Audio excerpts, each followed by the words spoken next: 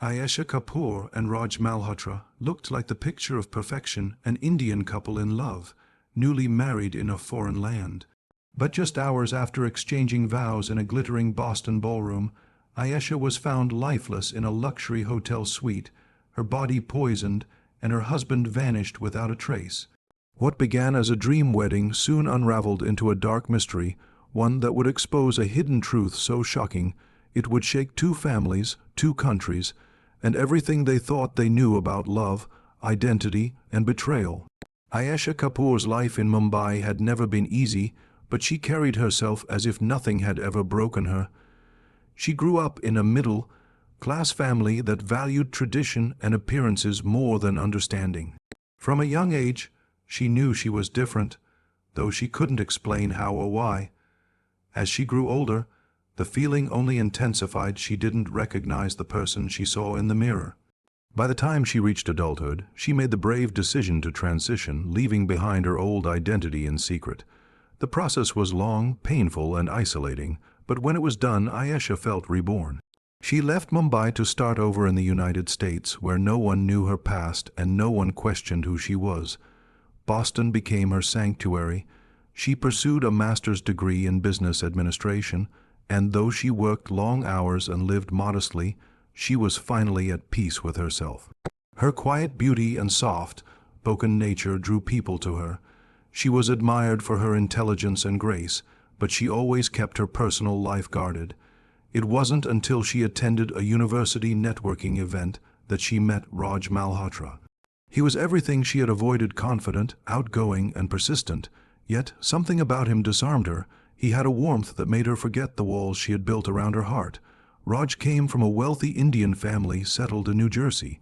He had an easy charm, the kind that made people listen when he spoke to him. Ayesha was different from anyone he had ever met. She wasn't loud or demanding. She carried an air of mystery that intrigued him. Their connection grew naturally, built on shared dinners, late-night calls, and dreams of a future together. Raj spoke of marriage often, painting a life filled with love and stability. For Ayesha, those words felt like a promise of belonging, something she had longed for all her life. But even as she smiled and nodded, part of her was terrified. She knew she was hiding something monumental. Each time Raj mentioned meeting his parents or planning the wedding, her chest tightened. She told herself that one day she would tell him the truth, that love would make him understand. But the days turned into months and then into a year. By then, they were inseparable. He proposed on a snowy evening by the Charles River, slipping a diamond ring onto her finger as he promised forever. She said yes, tears glistening in her eyes, but inside, a small voice whispered that forever might not come easily. As the wedding date approached, Ayesha tried to convince herself that the past no longer mattered. She had built a life from the ashes of who she once was. She was Ayesha, strong, independent, and deserving of love. When she looked at Raj, she wanted to believe that he loved her for her heart, not her history. But deep down, she feared what would happen if he ever found out. Secrets like hers had a way of resurfacing, and though she had buried hers carefully, fate was already preparing to unearth it. Her happiness, fragile as glass, stood on the edge of something dark she could not yet see. The wedding day dawned crisp and bright, the Boston skyline glimmering against a pale winter sun. Ayesha awoke in her bridal suite, surrounded by the soft chaos of makeup brushes, jewelry boxes, and flowers. Everything looked perfect: the red and gold lehenga, the intricate henna on her hands, the family and friends buzzing with excitement. She told herself this was the happiest day of her life. Raj had been attentive all morning, calling to check if she was ready, sending playful messages, and reminding her how much he loved her. No one could have guessed that beneath his cheerful exterior, something darker was stirring. The ceremony was elegant and traditional. The priest's chants echoed softly across the hall as garlands were exchanged and blessings offered. Guests clapped and cheered as the newlyweds posed for photos under a canopy of lights. Ayesha's smile was genuine, but her eyes occasionally wandered to Raj's face, searching for reassurance. He seemed calm, proud, even tender. When he placed his hand over hers during the reception, she felt a wave of relief. Perhaps all her fears had been unfounded. Perhaps this was her fresh start. That evening, the couple checked into the Grand Boston Hotel, an opulent five-star building overlooking the harbor. Raj had booked the honeymoon suite weeks earlier, a lavish room with white roses on the bed and champagne chilling in a silver bucket. The staff congratulated them as they entered, and Ayesha blushed under their smiles. She could feel her heart racing, not out of fear but anticipation. She had worried for months about this night, wondering how she would handle the intimacy, but Raj's gentle manner made her believe everything would be fine. Dinner arrived shortly after an elaborate meal of butter chicken, saffron rice, and strawberry cheesecake for dessert. The room smelled of spice and roses. Ayesha ate sparingly, still adjusting her heavy bridal jewelry, while Raj poured drinks and toasted to their future. He spoke softly about their honeymoon plans and their new apartment in New Jersey. To anyone watching, they looked like the perfect couple beginning a perfect marriage. As the night deepened, a strange tension seemed to fill the room. Raj's smile had faded, replaced by an unreadable expression. He moved slowly, deliberately, pouring another round of champagne.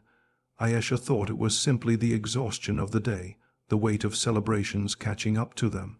She sipped her drink and leaned back, unaware that something wasn't right. Her vision blurred slightly, and a wave of dizziness washed over her. The last thing she remembered was Raj standing near the window, his face illuminated by city lights, silent and cold. Hours later, hotel staff noticed that the breakfast tray placed outside their door hadn't been touched. When calls to the room went unanswered, a cleaner entered using a master key.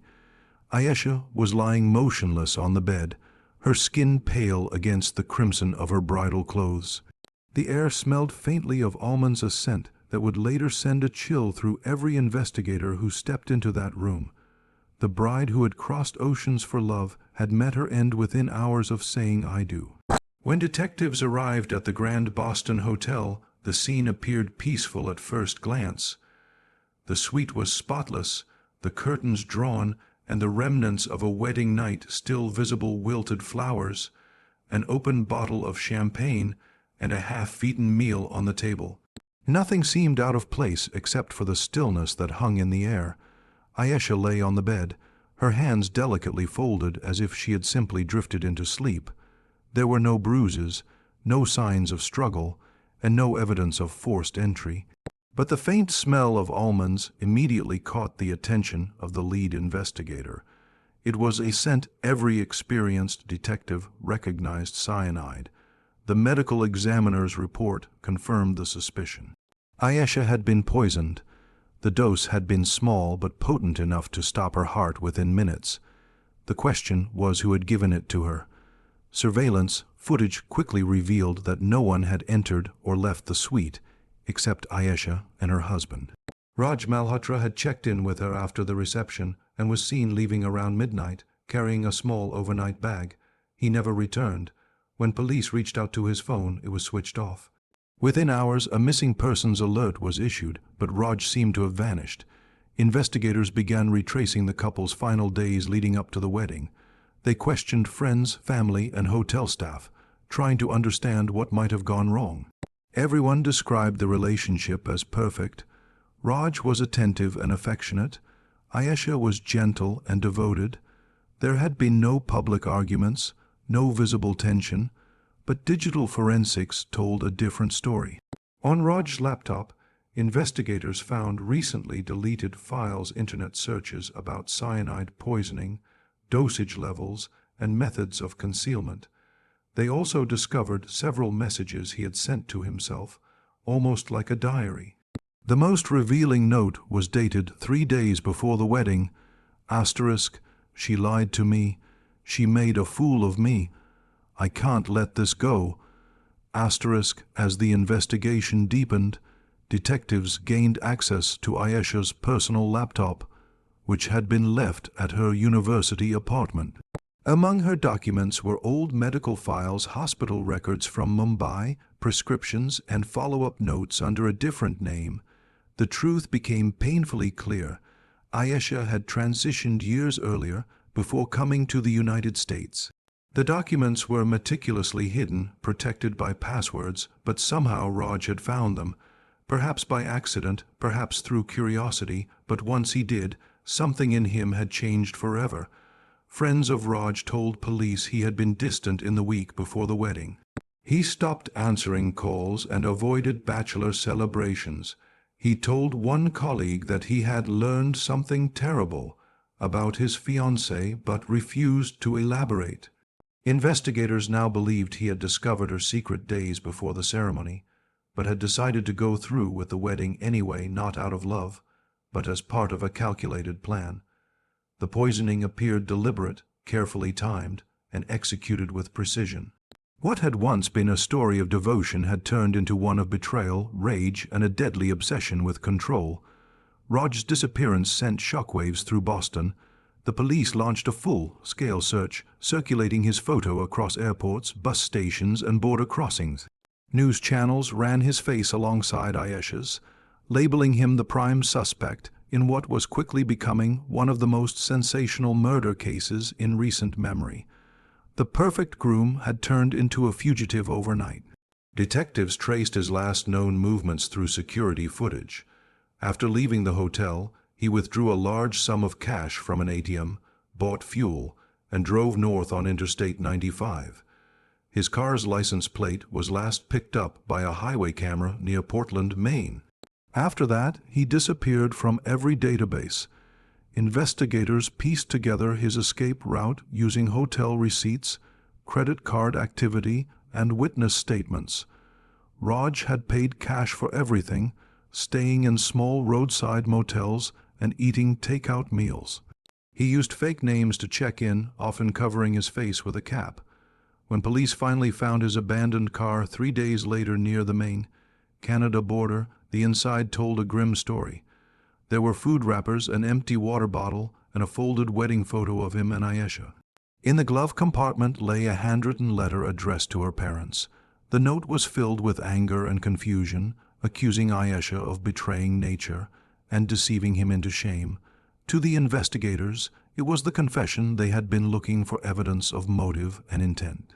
But the hunt wasn't over. Raj had no passport or visible means of survival, yet he had managed to vanish into the rural wilderness of northern Maine. The FBI joined the case, deploying drones and search dogs across the border area. Locals were questioned, and one fisherman recalled seeing a man matching Raj's description near a cabin by the lake. When officers reached the site, they found fresh footprints leading to a small wooden hut hidden among the trees.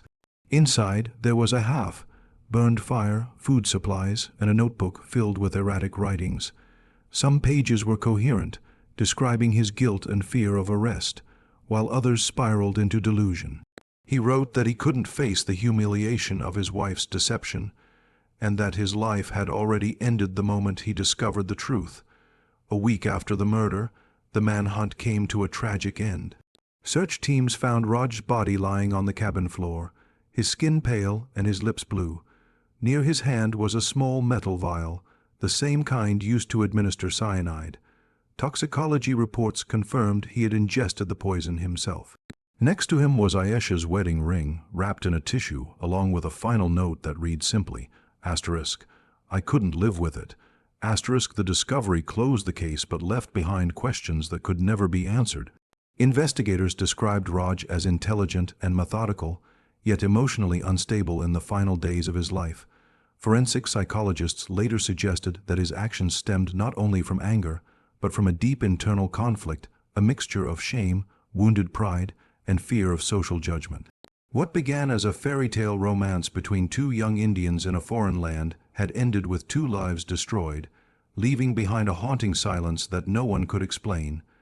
The news of Ayesha Kapoor's death spread rapidly, first across Boston, then through Indian media outlets around the world. Within hours, her name became a trending topic, sparking outrage, sorrow, and debate. Vigils were held by her classmates and members of the LGBTQ+ community, who remembered her as kind, intelligent, and brave.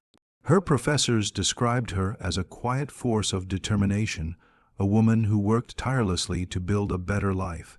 But behind every candle and every tribute was a shared sense of disbelief. How could a love story so full of promise have turned into a tragedy of such cruelty? Ayesha's funeral was attended by a small group of close friends and a few distant relatives who lived in the United States. Her parents in India were too devastated to travel. They sent a message that was read aloud at the ceremony, expressing both grief and pride for their daughter's courage. They spoke of the pain she had endured to live truthfully, and of the hope that her story would open hearts rather than close them. Reporters stood outside the chapel as mourners wept, while police officers quietly kept watch to prevent disruptions. The investigation may have been closed, but the questions it raised lingered painfully. Public reaction to the case was divided. Some saw Ayesha as a victim of a society still struggling to accept transgender people, while others viewed Raj as a man driven to madness by shock and shame. Commentators on television argued about morality, deception, and the right to truth in relationships. Yet beneath all the noise, one fact remained unshakable: Ayesha had never harmed anyone. She had lived carefully, loved genuinely, and hoped that honesty would one day come without punishment. Her only mistake was believing that love alone could protect her from the cruelty of ignorance. In the months that followed, advocacy groups in both India and the United States used her story to campaign for awareness and safety for transgender individuals. Universities across Massachusetts introduced seminars on gender identity and emotional health in cross-cultural relationships. The hotel where the murder took place quietly changed the number of the suite and removed it from online booking systems. Guests who stayed in nearby rooms reported an eerie silence, as if the space itself remembered what had happened. Staff whispered that sometimes the scent of roses lingered there late at night, even when the room was empty. Ayesha's name became a symbol of resilience. Documentaries were produced, articles were written, and her photo appeared in campaigns promoting acceptance and empathy. Though her life ended too soon, her story forced thousands to confront their biases and question the boundaries of love and truth. Raj's death, though tragic, became a cautionary reminder of what hate and fear can do when left unchecked.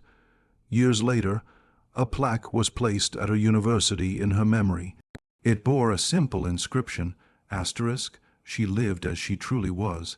*, those who stopped to read it often felt a quiet ache, a reminder that behind every smiling photograph there can be battles invisible to the world.